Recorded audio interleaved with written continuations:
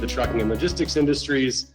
We're going to talk about where those industries are headed in a very pragmatic and near-term way, along with sort of talking through some of the longer-term disruptions that you read about maybe a little bit more often than you should.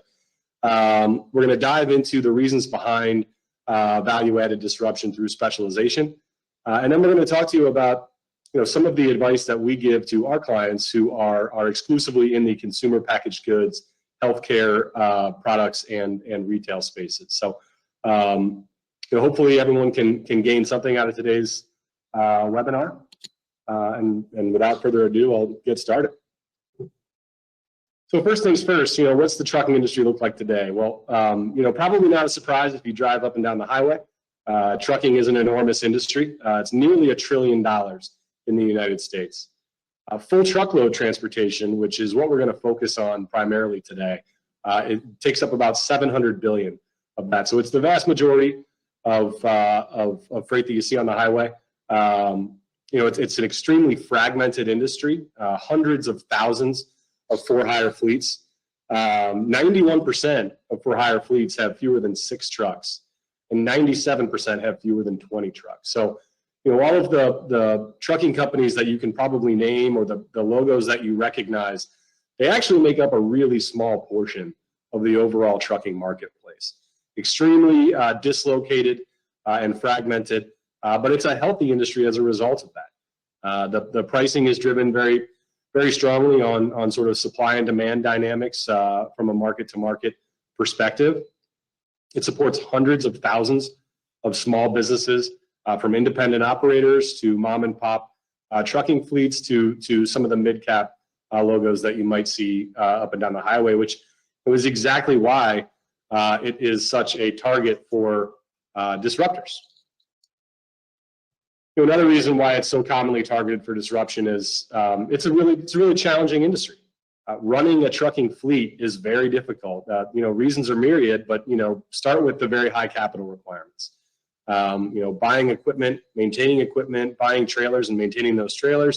There's a high cost to doing that. Volatile fuel markets can eat into margins faster a lot of times than fleet managers can react. It's already a relatively thin margin business, even in positive markets, and it's highly competitive. And one of the most difficult parts of running a fleet is keeping that fleet the right size.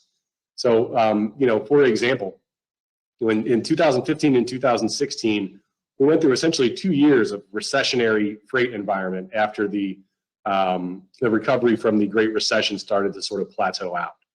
During that time, fleets that had grown their truck numbers and their driver pools had to start downsizing, had to start shedding drivers and shedding trucks in order to try to maintain a profitable business. Trucks that are idle, obviously eat into margins, and if they're not generating revenue, due to those kind of thin margin environments, fleets are really motivated to part ways with them. We spent 2 years shrinking our fleets, and then around the third quarter of 2017, as the economy sort of revved back up with GDP climbing up above 3% again for the first time in quite some time, we suddenly saw, combined with an ELD mandate, freight volumes rising dramatically and eating into those supply and demand imbalances that had been driving us to shrink our fleets. All of a sudden, we saw spot market prices going through the roof. We saw carriers celebrating outstanding profitability environments and going out to market to expand their fleets, buying new trucks at a rapid clip. Oftentimes, those trucks were being sold at inflated prices because demand for those were up as well. That heyday only lasted about 3 quarters, and then we were back to that recessionary environment halfway through 2018, and almost all of 2019. Again, consistently having to cut payrolls and cut unit counts. And then as we've climbed out of the depths of the COVID-19 recession, we find ourselves back in this environment where the demand for trucking services has vastly outstripped the supply of carriers, at least from a dislocation perspective.